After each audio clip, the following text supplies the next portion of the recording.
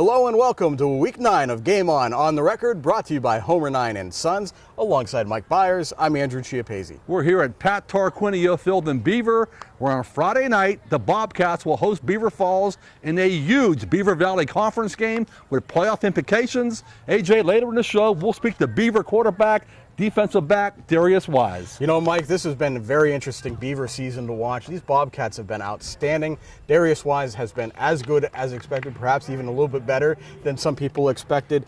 And they've matched up well with just about everyone on their schedule. They beat Aliquippa, ending that great regular season streak that the Quips had. They kept pace with Keystone Oaks' high-powered offense. They beat Mount Pleasant last week. The only blemish has been that 42-35 thrilling loss to Central Valley, as well as the number of points that they gave up to Keystone Oaks. So I'm curious to see how this Beaver defense is going to match up with a more dynamic Beaver Falls offense that now has two quarterbacks in Malik Shepard and Austin French, and it just seems to have an identity that they were lacking earlier in the year. If Beaver Falls can get things going, maybe Beaver's defense might be in trouble once again like they were against Keystone Oaks and Central Valley. Well, you know what, AJ, in those two games you mentioned, the Keystone Oaks game and Central Valley, defenses on both sides of the ball that night, on both teams were giving up a lot of points. I mean, what was it, 77-48? Yeah. The Beaver Keystone Oaks game. Central Valley beat Beaver 42-35 in the thriller.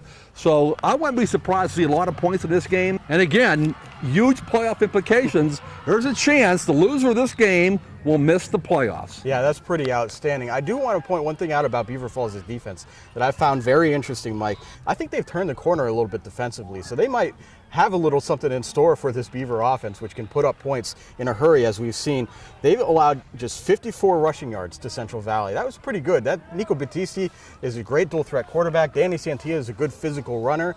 And really, the last few weeks, Hopewell had 133 rushing yards against Beaver Falls last week. That was the first team to crack 100 yards since week 3 against this Beaver Falls defense. They haven't played a great schedule in that span, but they've played some decent running teams. I wonder if maybe Beaver Falls has found a little something in their run defense. We shall see, because this will certainly be their biggest test when they play Darius Wise and Beaver. Yeah, and again, Beaver Falls has so many good skill guys, starting with Nashad Akins, Malik Shepard, Torian Leak, Darrell Carter. You know, who knows? Will we see Donovan Jeter catch a pass for the first time this year? You know, maybe that's one of Ryan Matswick's big secrets this week here, because he's plays tight end now. Yeah. He has 0 catches this year, so I think it's going to be a great football game. I think it's going to come down to the wire. It should be a thriller, just like that Central Valley Beaver Falls game a few weeks ago. Well, joining us now to talk about Beaver's big game against Beaver Falls on Friday is senior quarterback and defensive back Darius Wise. Darius, welcome back to the show. Nice to be back. Darius, you and the Beaver Bobcats have been involved in so many great football games this year. The win at Aliquippa, the win at Keystone Oaks, the tough loss at Central Valley. Now you're playing Beaver Falls with huge playoff implications. What's the mindset of you and the team as you go into this football game? Obviously play our hardest. You know, Beaver Falls is a great team. We know they got a lot of stuff that's going to put on the table, and we're going to put on a lot too. We're just going to keep practicing all day, every day, and we're just going to see what goes on Friday. What's it been like being in this conference? A lot of familiar teams, of course, but there are fewer playoff spots available. Is that something that you guys have been thinking about, knowing that in some crazy scenario, you guys may be playing your last game of the season Friday night here against Beaver Falls? Yeah, it hits us. Obviously, we don't want to end our season like this. We have goals to get to the championship. Obviously, we have a team that can get there, and we play with the best. We have a great conference: Beaver Falls, Aliquippa, Central Valley. Even we play Keystone Oaks on the other side. We've seen we have a lot of teams that can get to that point.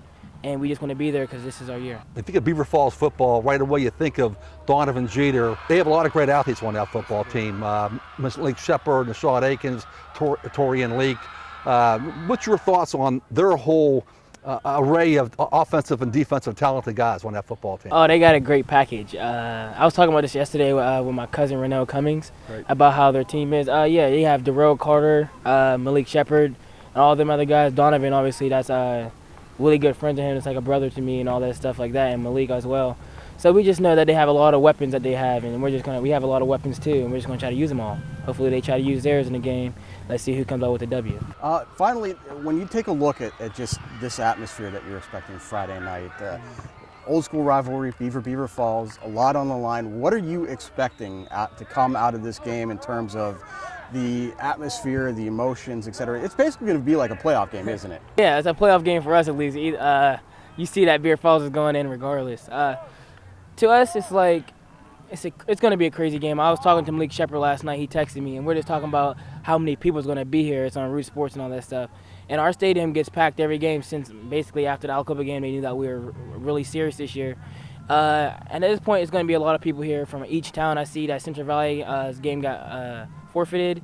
You see Rochester doesn't have a game till Saturday against Western Beaver. So everyone's telling me that they're going to be here at this game. I got a lot of family, a lot of coaches I talk to every day that's coming. I'm just going to get ready for the game and put on a show. Darius, thanks again for your time today. Congrats on a great start so far. Good luck Friday. All right, thank you. Well, that does it for this edition of Game On the Record. You can check out anything you might have missed from us on our Facebook page. Join us at timesonline.com this weekend for stories, stats, videos, photos, reaction of all our local high school football game, especially the Beaver Falls at Beaver game. And of course, you can always follow us on Twitter with the hashtag TimesFB and the account TimesScores for all the latest news and updates from those of us here at timesonline.com. For Mike Bires, I'm Andrew Chiappazzi. That does it for now. We'll see you soon.